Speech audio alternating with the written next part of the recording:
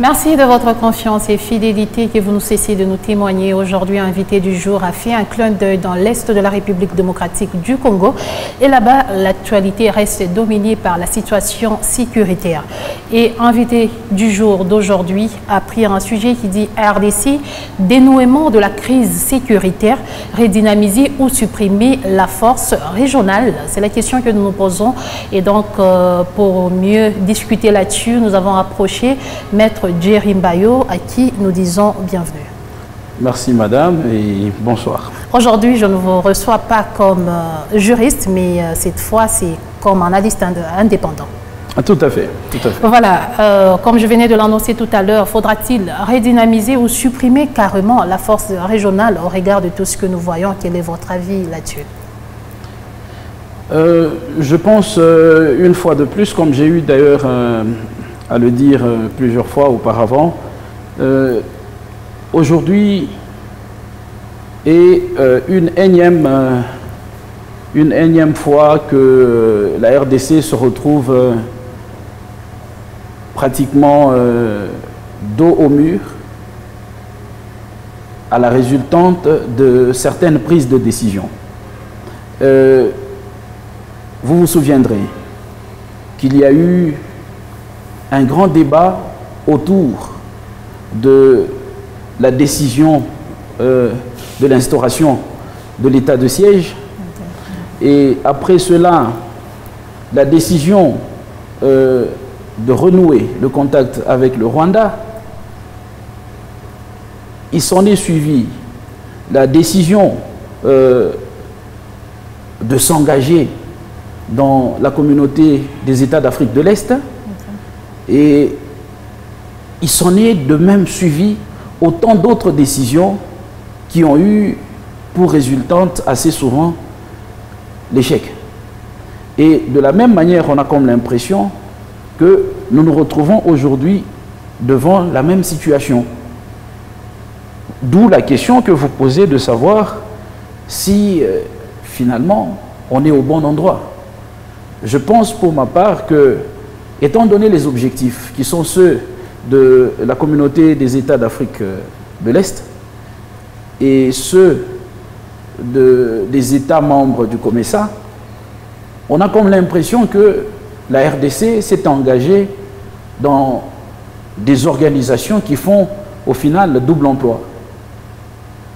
Parce que les mêmes États qui se retrouvent d'un côté se retrouvent pratiquement de l'autre. Donc vous n'avez pas confiance dans l'EAC à vous entendre parler?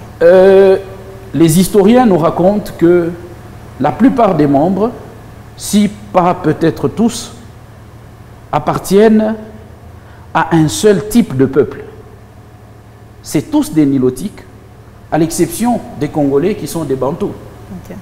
C'est-à-dire d'un point de vue culturel, d'un point de vue de leurs origines ethniques et selon les déplacements des peuples, ils appartiennent pratiquement aux mêmes ancêtres, à la même histoire.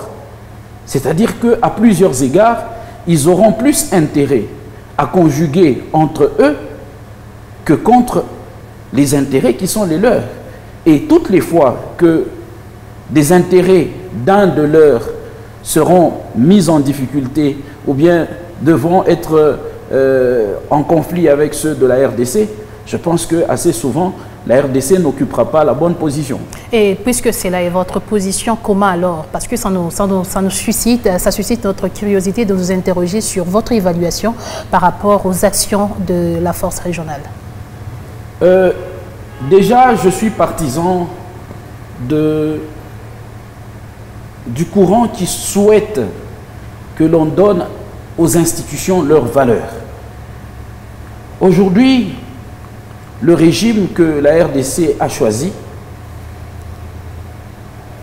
voudrait assez que le peuple soit représenté au sein de ce qu'on appelle un parlement, qui est composé notamment de la chambre haute et de la chambre basse, lesquels représentants sont censés intervenir en contrepoids au gouvernement pour censurer les différentes décisions que celui-ci pourrait prendre et dont l'incidence pourrait avoir des conséquences sur le vécu de la population.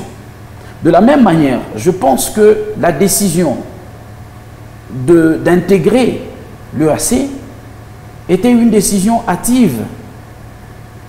Combien de temps a-t-on pris pour examiner l'intérêt pour la RDC de se retrouver dans cette communauté-là?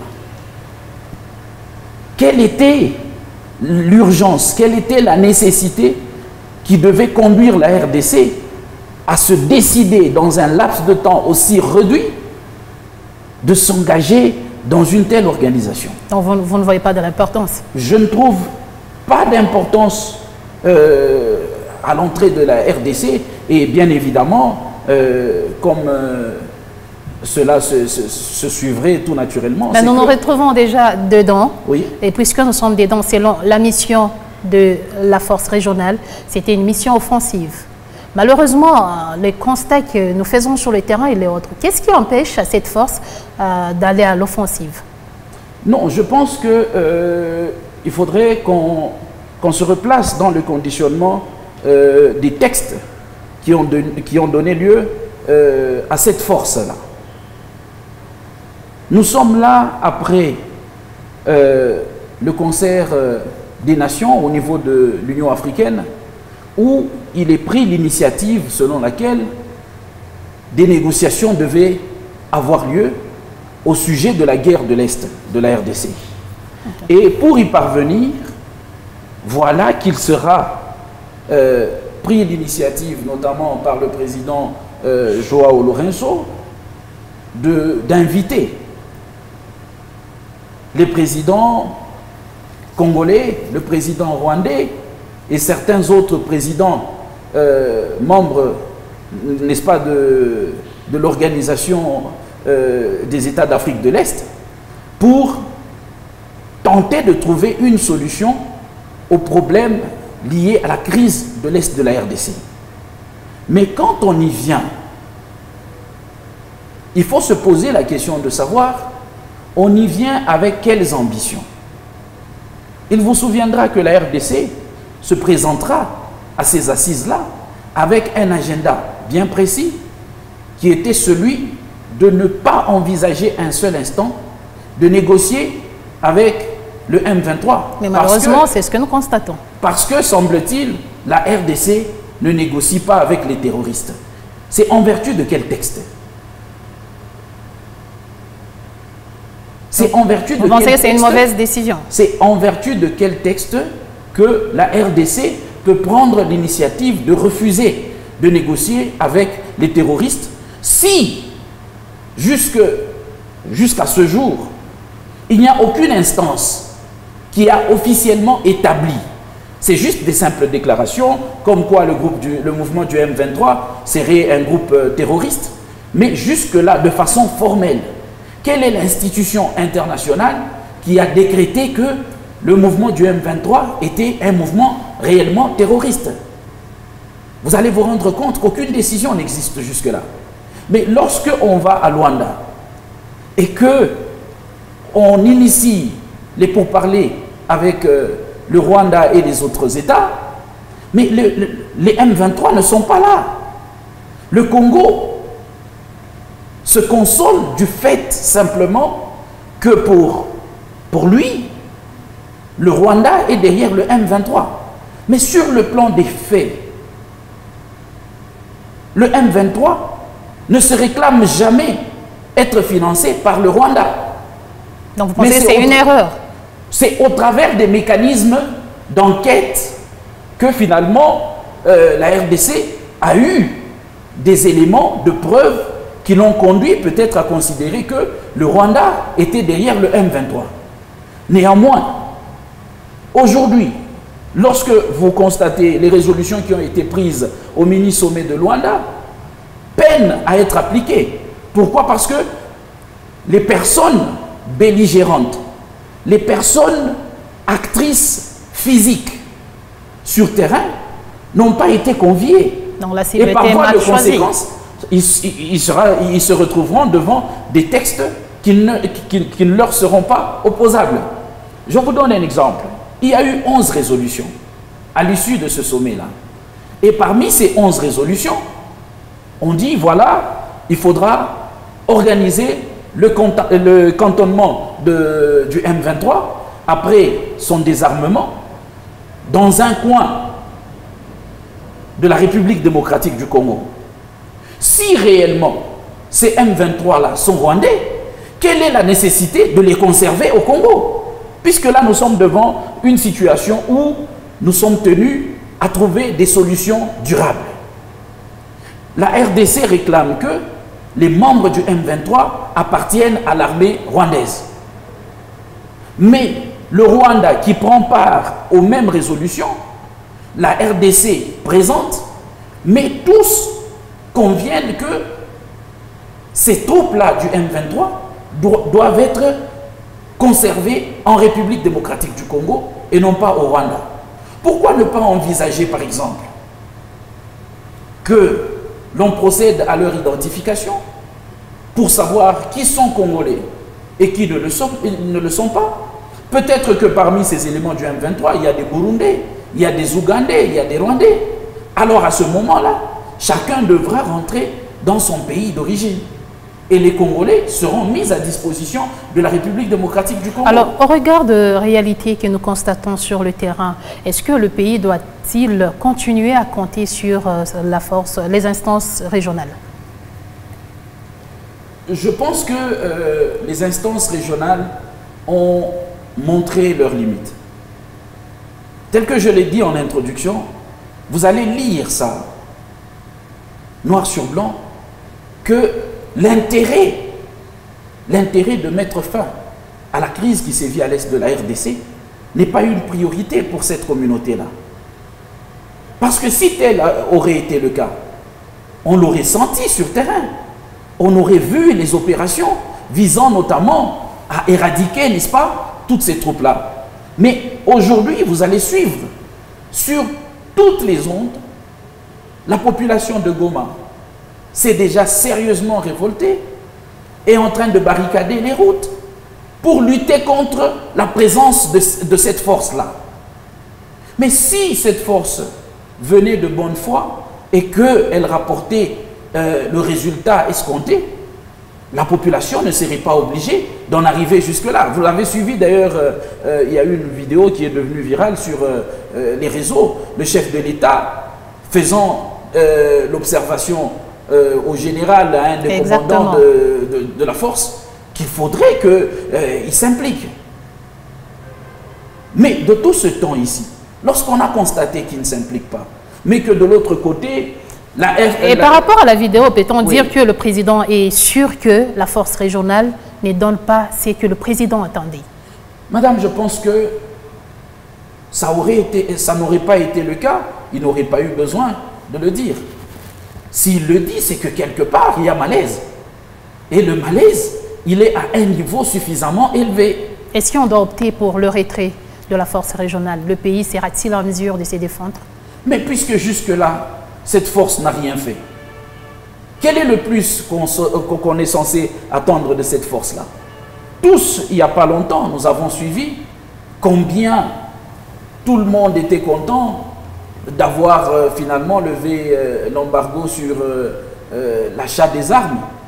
Mais maintenant que tout est ouvert et que le budget de l'armée est passé à 1 milliard, c'est que le gouvernement dispose d'assez de moyens pour pouvoir procurer aux forces armées congolaises les équipements nécessaires et la formation qui va avec pour que celles-ci parviennent, n'est-ce pas, à tenir en échec les ennemis. Mais il faut comprendre que tout cela ne se fait pas d'un claquement de doigts. C'est tout un processus. Alors il aurait fallu pour le chef de l'État de réfléchir autrement. Dans le passé, nous avons aussi d'autres alliés. Il vous souviendra que lorsque les mêmes troupes rwandaises ont pris d'assaut Kinshasa et que Mouzé s'est replié sur Lubumbashi, il a fait appel aux Zimbabwéens. Voilà comment l'histoire des peuples, l'histoire des pays évolue. Et si on doit s'en passer de cette force régionale, quels sont les mécanismes que la RDC peut adopter pour résoudre définitivement cette situation de l'Est du pays? Madame, vous savez que la RDC dispose des ressources naturelles d'une immensité folle. Le pape, d'ailleurs, quand il est arrivé, il y a fait allusion. Il a été scandalisé qu'un peuple qui se trouve basé sur le pays le plus riche du monde soit paradoxalement le plus pauvre. Aujourd'hui, si nous avons un partenariat sino-congolais, c'est parce qu'à un moment donné, nous, ayant manifesté le besoin de reconstruire nos infrastructures routières et autres, avons recouru à la Chine, qui disposait des capitaux dont nous avions besoin pour le faire, et en contrepartie de quoi elle est en train d'exploiter. Même si, bon, on peut dire quelque chose sur ce contrat-là, mais là n'est pas le débat. De la même manière aussi, on pourrait recourir au Zimbabwe, qui dispose d'une armée suffisamment forte, à l'Angola. Pourquoi n'avoir pas pris? Vous vous souviendrez qu'au début du mandat du président Félix, on a fait venir une partie de certaines troupes de l'armée angolaise, dont la flotte aérienne a même survolé la capitale. C'est qu'il y a quand même, historiquement, un passé qui peut nous permettre de recourir à des partenaires fiables. Quels sont ces partenaires fiables? Moi, je pense que le Zimbabwe nous a déjà fait ses preuves par le passé. Les Zimbabwéens sont arrivés, ils sont intervenus, ils ont mis l'ennemi en échec, et après quoi, ils se sont repliés chez eux et ne nous ont jamais posé un seul problème jusqu'à ce jour. Les Angolais, c'était le cas. Ils sont venus, ils ont rempli leur mission, et après quoi, ils se sont retirés. Mais lorsque nous savons pertinemment que pendant 30 ans, nous souffrons, nous totalisons aujourd'hui 14 millions de morts à cause du Rwanda, du Burundi et de l'Ouganda, mais que, comme par magie, la seule solution que nous avons sur la main, c'est de recourir à ces mêmes personnes qui ont versé le sang sur notre sol. Je pense que quelque part, il y a vraiment des questions sur lesquelles... Mais pourquoi est-ce qu'on a comme l'impression que le pays compte plus sur les forces extérieures? Nous nous reprochons de quoi, nous, Congolais? Bon... Déjà que l'embargo est levé, vous venez de le dire. Oui. Pourquoi est-ce qu'on compte plus sur les forces extérieures? Bon, je pense qu'il y a plusieurs matières à considérer. D'une part, je pense pouvoir être d'accord avec le chef de l'État d'un point de vue des effectifs, parce que nous avons perdu aussi énormément d'hommes à l'Est. Ça fait autant d'années que nous menons cette guerre-là, ça fait autant d'années que nous sommes confrontés à ces mêmes rébellions qui nous ont consommés en ressources humaines. D'où l'invitation lancée par le chef de l'État au recrutement des jeunes pour remplir les rangs de notre armée. Alors, cela prend un temps suffisamment important dans la mesure où il faut passer du recrutement, il faut passer dans l'encadrement, il faut commencer à répartir selon les unités, ainsi de suite. Tout ça, c'est une administration assez longue. Mais nous ne disposons pas de tout ce temps pour mettre fin à la guerre, à l'ennemi qui est en train de nous guetter. Voilà pourquoi, par moment, le chef de l'État se dit, en attendant que nous ayons les effectifs qu'il faut pour tenir en échec l'ennemi, nous pouvons recourir à des partenaires. Mais seulement, il se pose un problème de choix du partenaire. Djerim Bayo, c'était un plaisir pour moi de vous recevoir dans l'invité du jour de ce jour. Nous espérons vous recevoir très prochainement. Mesdames et messieurs, c'est la fin de cette émission d'aujourd'hui. Restez en compagnie de Mikuba Télévision.